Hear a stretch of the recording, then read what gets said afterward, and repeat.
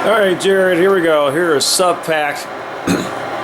And I'm in the cold garage here with all the stuff. And anyway, right now the game is just went to game over. But you can hear the static there. The bubbling thing on the top's got a really, it's got a cool effect. I'm not sure if you can see that very well. You can see mostly the glare of my hand. But yeah, and then right now there's no summer rain. But I did figure this out. It wasn't so much a matter of figuring out, but it just, well, it was figuring out. It was working, right? You put one coin in, you get 2 credits, mattering how you rotate it. So we'll push it there. So now it's on, and should be on. Let's see, yeah, I got submarines moving in there. It's really tough to see, of course, as you know. So we're gonna go around the back. So here we go. Try to make one continuous shot. So they go around all this stuff.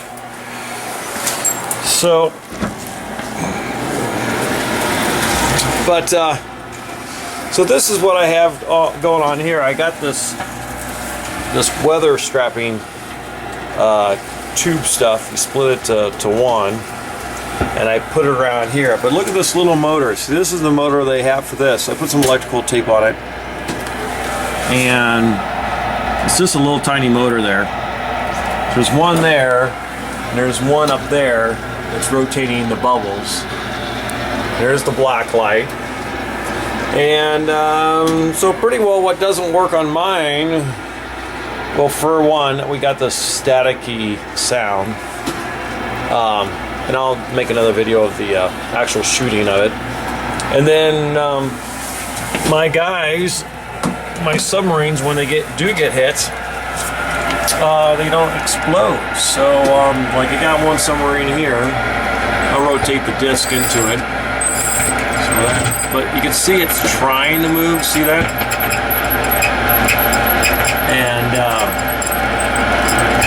And they're all like this. It's not like one is, isn't that crazy? This is weird pulsating. And it doesn't matter if I push harder down on these contacts or what, but it still does that. See that it stops like that, so it's like halfway broken.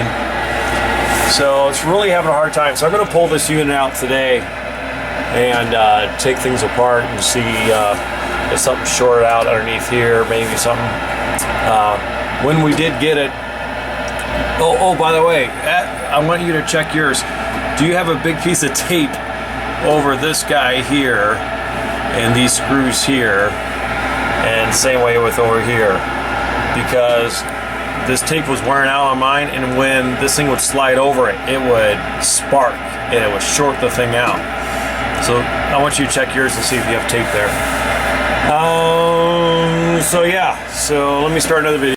Oh, you wanted to know about the coin box, and yeah, this is the way. I'm pretty sure this is factory, so you have that there. There's the lock to open and close it. And here's the box. So the box sits on the shelf here. And, you know, this is the typical coin box on most arcades. But it's got a hole here. Someone actually wrote Sub-Pack on there. And, so yeah. I would say that is the correct box. Sorry about that. So, I'm going to coin this up. I'm going to just stick a piece of paper down there because I can't get to it. Please. Alright, so now that one on. Game starting, but I just want you to see that some things do work. I'll try to hit one of these guys here. So you can see that. The crosshair, so there's that submarine that's halfway broken. I mean, if I can get at least that to work, boy, I feel like we were almost there. So there you have it. and I'll keep working on this. So, thanks. Well, I found the problem, or at least a problem, that cable, that original cable, Jared, that I have in there, this ribbon cable, had lots of cracks in it. So I would pull it, and it would, on my own reader, it would read and not read, and I could move it in my fingers. And so that's definitely a problem, because I think when it circles to the other side, that's when this thing has to reset. And remember, it would just bump like that, which I'm sure was just a vibration. So so that fixes that problem. I'm not sure. It doesn't seem like this is going to fix the problem when it actually shoots. I could be wrong. It could all be interconnected. But anyway, I was going to show you this if you haven't done this before. But so pretty well, this is all daisy chained together. The two that are connected is this one here and this one here, and that's the same. So this one's connected to that one, and vice versa. And the power is coming out of here, and yeah, power here to here. So this is, you know, plus, negative, whatever voltage here. So that's what's going on there. So yeah, so there's that. And but man, I'm telling you, these things are just so cool how it all works together. So when that explodes, it rotates around, and I believe what happens is it explodes, rotates around to this position here. It's got that space, and when it goes to the other side, it connects to a different one here, and then that completes the submarine. So I'm sure that's how that works, to a stopping point. But these are so neat how this all goes together. So this comes out. I haven't greased this one up yet, but it's got this chain drive on it, and I love how it's really neat adjustments here. So you got like a set screw there and set screw there, and pretty well you just put this one on the flat side and then do most of your adjustments on this one side here. But it's going to stop right there regardless. So that's pretty well your stopping point. So anyway, but so yeah, so I replaced this with speaker wire. I'm not a big fan of speaker wire, but in this situation, since it's so flexible, that's what I decided to use. So I used this stuff here, braided, of course, a little stronger. So so yeah, that's what I got there, and these go through that hole there. I was just going to replace one, but then I took off the other one, and it had issues too. I was moving it between my fingers, and I can hear the ohms beep and not beep, and so I knew I wasn't getting a good connection. So all right, there you have it. Oh, a couple quick things I was just thinking of.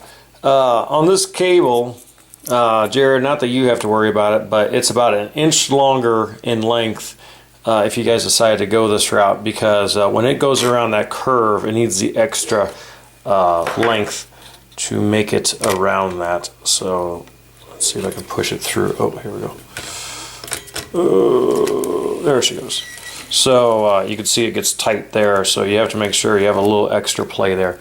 So that's the first thing. Second thing is, since this made so much noise to begin with, when it rotated on that and also on this, I use this pinball resource grease. It's contact disc grease. Steve Young sells this on Pinball Resource, so I use this a lot when I can avoid it. You know, like shooting games on the where the gun makes contact with that plate.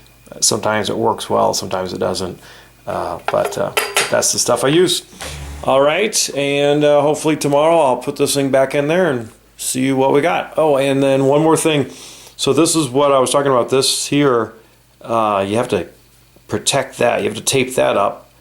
And these screws here, you can tell there's these plastic covers on it.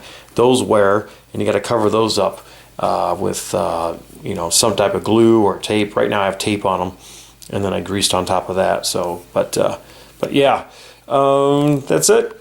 Thanks.